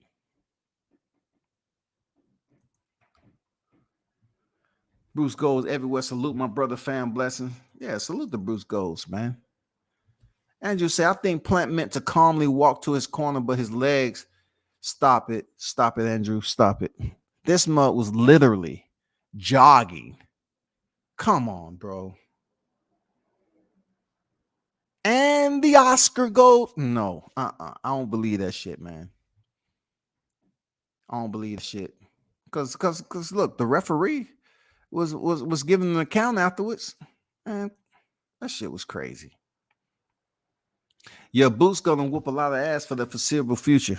That foreseeable future is gonna be 2022, 23. The changing of the guard is imminent. Just like this ass whooping Sean Porter about to get from Terrence Crawford is imminent. They say they want the smoke, but it's the vapors. That's all it is. They caught the vapors. They don't want the smoke. They want the vapors. Sean Porter about to get the smoke. Period. Subscribe, like, share all platforms. King dropping content. Appreciate the D-Ray. Appreciate D-Ray in the building, man. Thanks for the support always, bro. Being a main event after a cancellation is different from headlining the card. Shouts to Boots, but if he gets a title shot right now, it's a champ throwing him a bone. He got a bit of work to do. I don't know who that champion would be except Yordenis Ugas. You know what I'm saying? I don't see him getting a fight with Bud anytime soon because, more importantly, you know, Crawford and Spence is a better hierarchy of popularity amongst the fans. So they definitely gonna try to make that fight before any Ugas fight. Or, you know, Errol Spence might come up here talking numbers again and say, you know, instead of me having 2 belts, I'm gonna have 3. I wanna go the easy route and fight Ugas. I did it with Sean Porter. Because I was told, I spoke about that, which I haven't talked about that in a long time. So I'm just going off something in public record. You know what I'm saying? Errol Spence say, why not take this easy route? Okay, cool, you did it. Why not take the easy route again and fight Yordenis Ugas if you have to? Why not? You do everything easy, everything else easy. Except when you're in the ring, you make everything look difficult. Show me a fight that Errol Spence made look easy. Show me the Sebastian Formella fight on Spence's resume recently. I want to see a fight that he just made look so easy. Like, just make it look so soothing and euphoric. King Mitch, salute. I agree with you with the difference. But I was just letting you know, like your boxing knowledge. Yeah, when Mitch want to talk some boxing, he'll talk. But sometimes, you know, Mitch, you know, you're up there. You got to tell him to push away from the table. Put the shit down. Move away from the table, goddammit. You come up here going against the grain on purpose.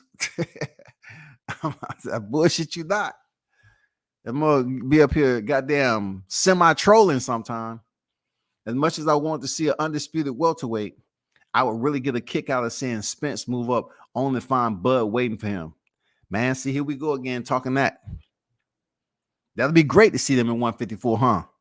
And, you know, it's been many times that it's been mentioned that, you know, Bud move up to 54. Spence. I even said Spence should move up to 54 too and fight Mel Charlo.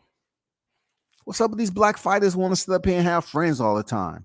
And then they have enemies. How does that shit fucking work? Blacks need to go ahead and fight who they feel that should have money. And if you have, look, where the money's at. And if you have someone deterring you from doing that, you should speak to them and say, I want to fight that guy. Just like Terrence Crawford is fighting Sean Porter. They used to be friends. But Sean Porter want to get on here and talk reckless. What about Errol Spence and Terrence Bud Crawford? What about Errol Spence and Jamel Charlo? Different energy, right? Why can't the energy be the same with Errol Spence and Jamel Charlo? You need something on your record. If you man down, if the shit don't work out at welterweight, go up there to 154 and then drop back down. Because Terrence Crawford already told you he ain't thinking about you. He don't need you for his legacy. He ain't thinking about you, Errol.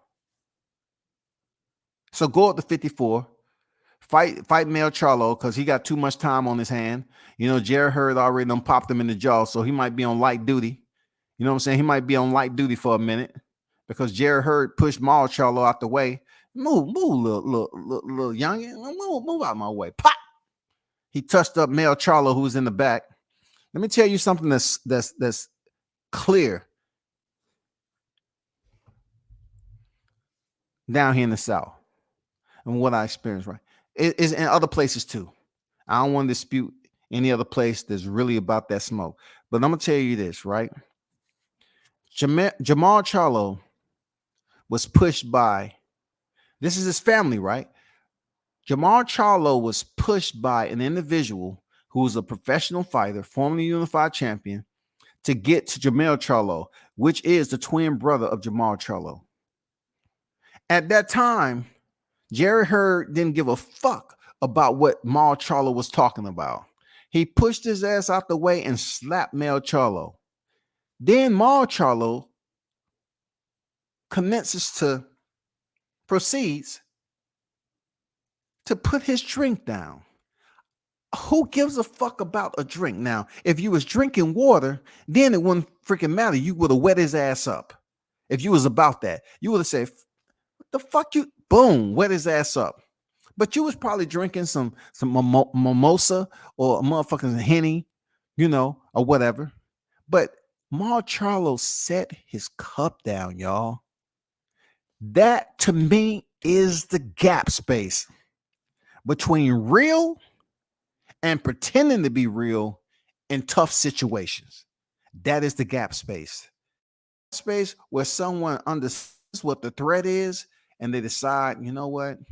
Let me take a little bit of time and go through the pretender, the facade, the pretend mode to say, okay, let me get in character. Let me put my drink down. Oh shit, I'm ready now. My hands are free. A real one would have wet Jerry Hurd up with the drink. Right away, immediately. He would have said, man, get the fuck out of my face. Boom, wet his ass up. And then Hurd, he wouldn't have had no choice but to go with Mal Charlo. But Mal was nice. Mal put his drink down, and then he walked and started talking that shit. And he ain't gonna do that. And then, meanwhile, Mel was in the back doing what Mel does.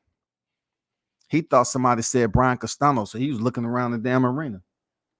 Castano? Wow. What shit? Line's lonely. Line, where he at? He ain't okay. Cool. I thought y'all said Castano's name. Shit. I know we didn't have no fight tonight.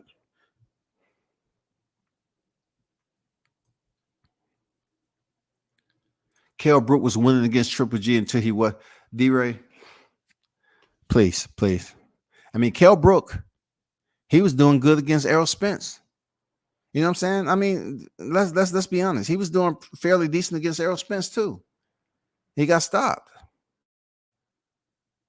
You know what I'm saying? So when we link up the Kell Brook then, the Kell Brook now, just because Crawford, further freaking went out there and proved how good he was, how great he is in the sport, then that's not. I wish Sean Porter can fight Kell Brook again, because people would truly see that it's not going to work out like you think. Cooking Casuals, Temporaries, Boxing Fans like Vapor Smoke. Great content. WCS, I appreciate it, D-Ray. Real talk. Appreciate you. Until he wasn't. I'm 100% pro Bud going for a belt in one more division. I'm campaigning for it. Absolutely, Andrew. I am too, man. I'm campaigning for Bud Crawford to move up the division. I believe truly there's some great names up there for Bud Crawford to fight and possibly pick up, if he's not going for a super title first, pick up a secondary title. Fuck it. Pick up a secondary title, man. I mean, the only route he can go with that is, you know how that shit goes, man. However he can finagle his way into it, I'm not mad. I mean, go get a fourth division, man. Allow Errol Spence to continue to play catch up. When is Errol Spence moving up to 54? Because he sure enough ain't dropping down to 40. When is Errol Spence moving back up to 54? Who is he gonna fight at 54? Because look, you got some cages open up there at 54. Oh my God.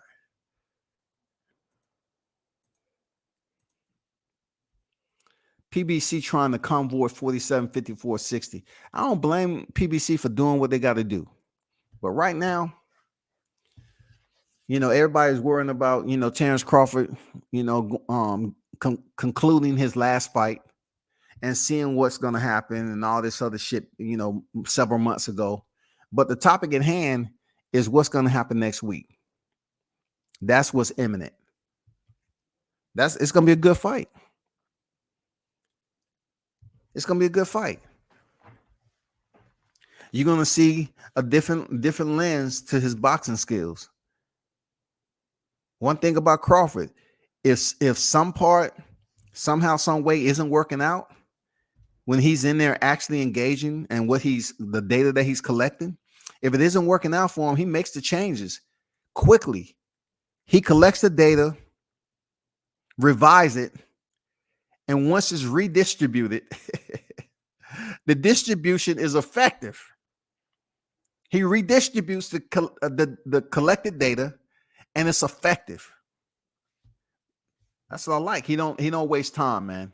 He doesn't keep on trying the shit that ain't working. Boom. He collects the data, makes the changes, the revisions, and then he distributed. That's it. Oh, that was a drink. Thought it might have been a purse. No, man. Why would he put down a purse? If he got his man purse, why would you put that down? Why? It was a drink. He set that shit on the ground. Plant was searching for his legs, tried to jog it off. He was searching for his legs because he couldn't feel them. Can't let Canelo land clean to the dome. I don't think it was fixed like my guy Combat. Hey, man, I'm just saying. All of a sudden, Sergey Kovalev goes to convulsions. Caleb Plant decides to say, you know what? Let me run this shit out for a second. Let me test my legs out. Shit, I feel a little, tingly sensation. I mean, come on, man. It was fixed. I'm just saying it didn't look correct. It didn't look convincing to me. Andrew Charles Salute, I agree he could be champion 47-54 at the same time. That'll be tough, man. They got some killers. Man, Sebastian Fundora is up there, man, like 6'7". You still got the Hammer, Erickson Lubin. Man, you got Bad News Charles Conwell up in that motherfucker, dog. We got Tim Zoo up in that bitch, too. Not to mention the champions. Come on, man. 54 got some names up there, dog.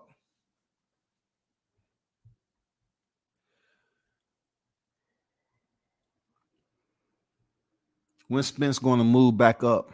Exactly. When is he going to move back up to the division where he was kicking rocks in before he decided to, campaign?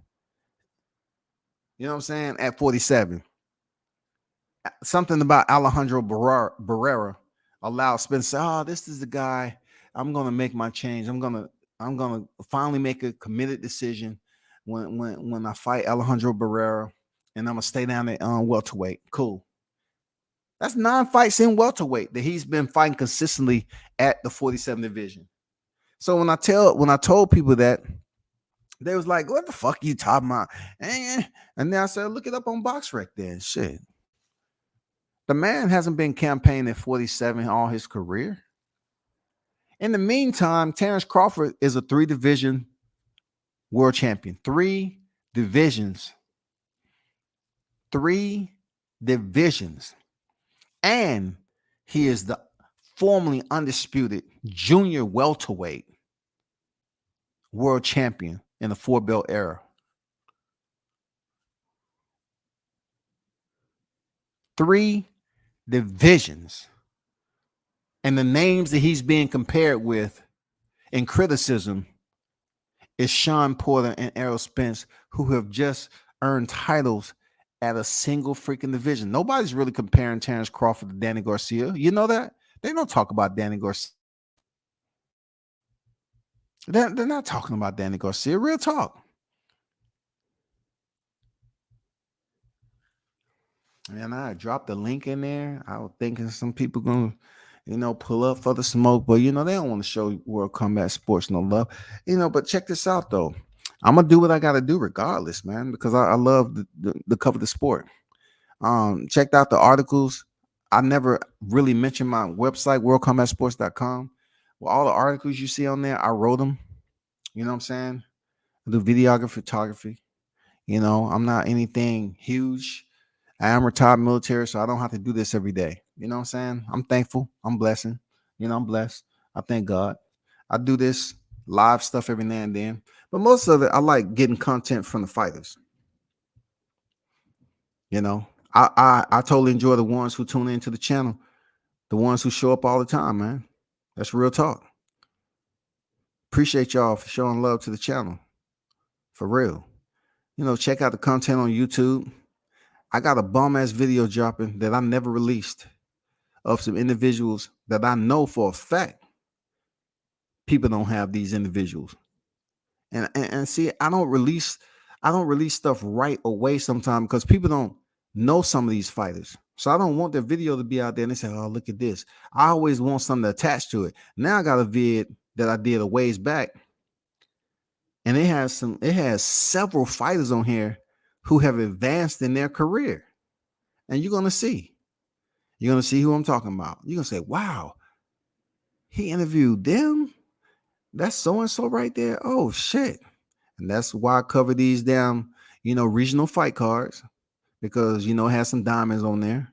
Shout out to Atlanta Boxing. You know what I'm saying? I don't know every fighter down here, but the ones who down here, the Lopez brothers are due to step on deck next week. All right. You got Casey Dixon, aka K Champ, and you have his brother Najee Lopez. They're gonna be contending at Buckhead Fight Club. K Champ is gonna be making his professional debut. That shit gonna be off the chain because the Lopez brothers, they well known down here in the A. You know what I'm saying? Shout out to Brian Norman Jr. For those of you that don't know Brian Norman Jr., he's like 22-0. He ain't nothing to fuck with, really. So continue to support him. He's a real deal. He's gonna be a future world champ. And he's been in there sparring wise with some heavy names, dog. Before he stepped in there with Terrence Crawford, he had just came back from Boots Ennis. He was up in Philly with Boots Ennis. And I talked to someone who was actually at the sparring session. That's real talk. I spoke to someone who was actually at the sparring session. I don't get on here and tell everything. But I talked to someone who was at the sparring session. All of them. That's real. And we was just talking about it. I don't put too much emphasis in the sparring session. You know what I'm saying? I did put a lot of emphasis in Javante coming down here and Brian Norman stepping in there with him. That shit was that was one of those legendary sparring sessions, man. I don't too much about it because I don't want them to face any type of repercussions or anything talking about that shit anymore. But shout out to Brian Norman Jr., man. Mac Truck, he's about to step back in the ring. Heavyweight down here out of Georgia. Undefeated. I believe he's like 5-0 right now. You know what I'm saying? Shout out to Tay Jones, Golden Warrior. He has his business up. Check out Tay Jones on Facebook. He has this thing, Golden Warrior Body Chill. You know what I'm saying? He's using crowd therapy. Isolated crowd therapy. So check him out, man. He's coming off that devastating knockout that made ESPN. Shout out to Carlos Jackson. He's coming off a big fight. 18-1. I don't want to say I'm proud of Carlos. You know what I'm saying? But, I have a connection with Carlos. I sat down with him and everything. And I know a lot from where he came from to where he at, how happy and shit. That's why he was emotional in the ring. So, you know what I'm saying? Whenever I had the time to chop it up with him, yeah, man. You know what I'm saying? I was real happy that he went in there and be the former world champion. And Jonathan Guzman. Jonathan Guzman had way more experience, and the man had substantial amount of knockouts to his winning record. And Carlos got the victory. Went there and did his damn thing, man. Felix Fernandez, he's about to step in the ring, man. Shout out to Felix Fernandez, Felipe Boxing. Shout out to Big Snipe, Mo Milliams over there. The Grindhouse. Shout out to Coach Mustafa. Shout out to Maybach Hot, man. 8-1. He just came off fighting on ESPN. He came up short, but I'm pretty sure he'll be back. There's some other cats up in the gym I don't know too much about, but Yeah, I had to give a shout out to the Atlanta boxing scene because that's what's up. As much as I can. Quatavius Cash, I believe he's out of the ATL too.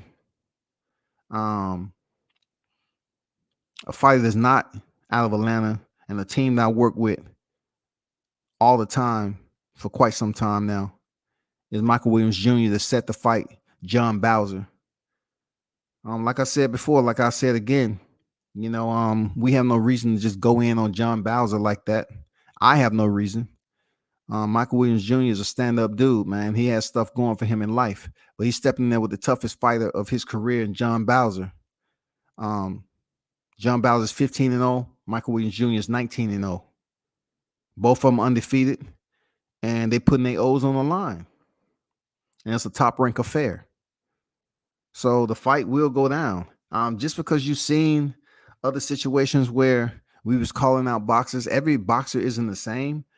I haven't seen it's not too much out there on John Bowser. It is footage of his fights, but I'm just saying he's not a brash.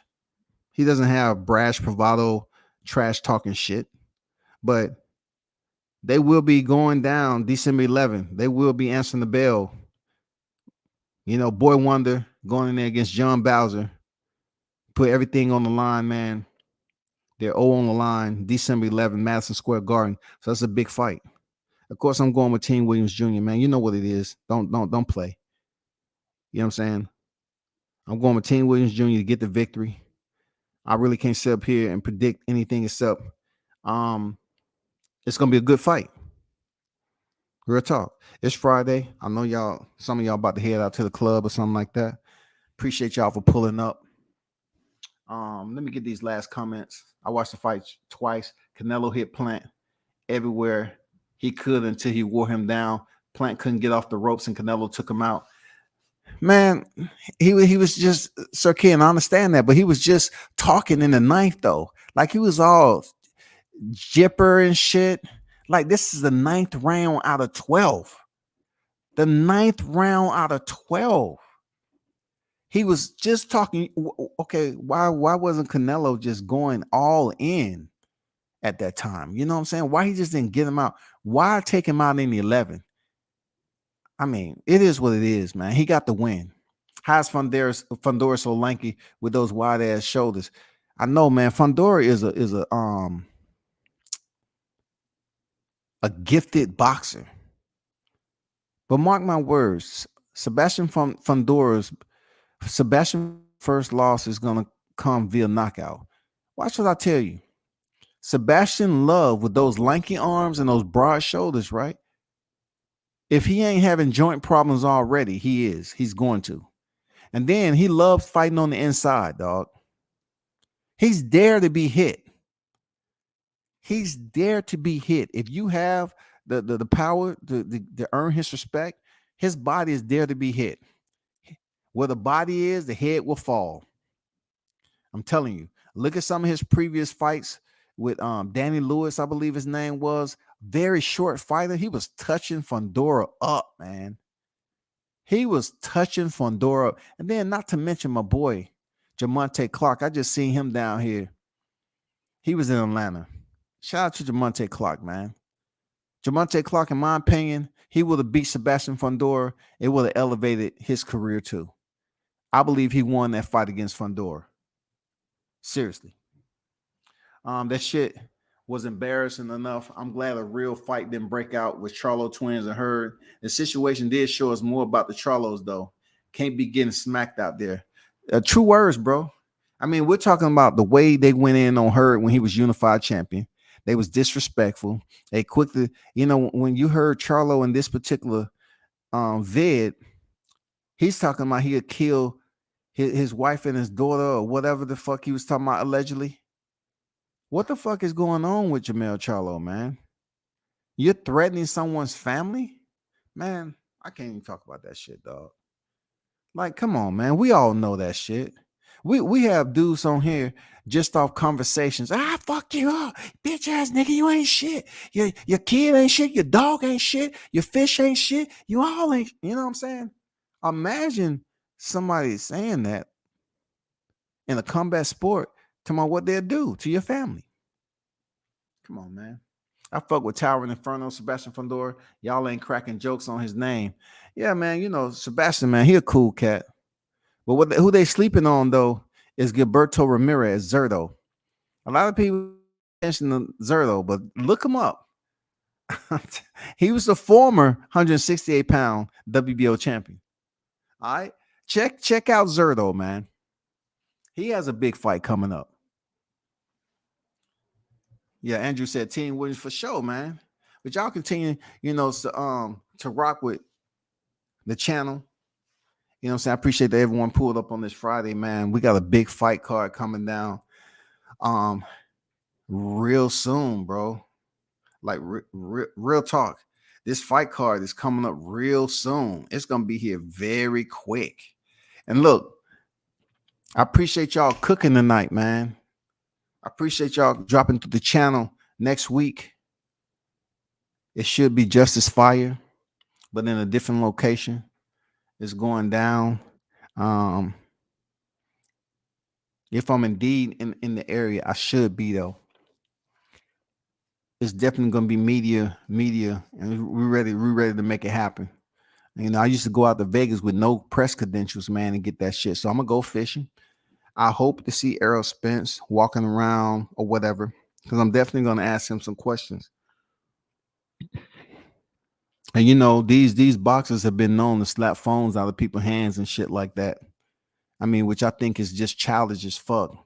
Like you're slapping phones, and after you flipping out just a regular person, you're slapping phones out their hand. I'm not going to get that close to a fighter to do that shit.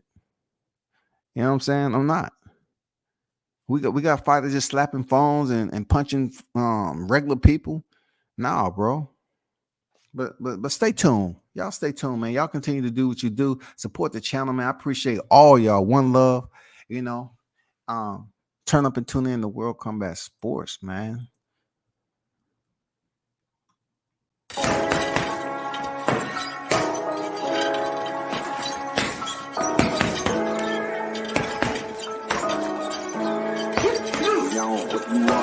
Left jab, uppercut, leave you laid out on the floor. Try to duck and roll, hit and miss. Now you counting stars. Should've practiced more. Should've hit the mask, get out there more. Claim that you're the best. You gotta show me, son. Actions over words, baby boy. Is you real or what? Talking way too much. World come back sports. Talking way too much. World come back sports. Talking way too much. World come back sports.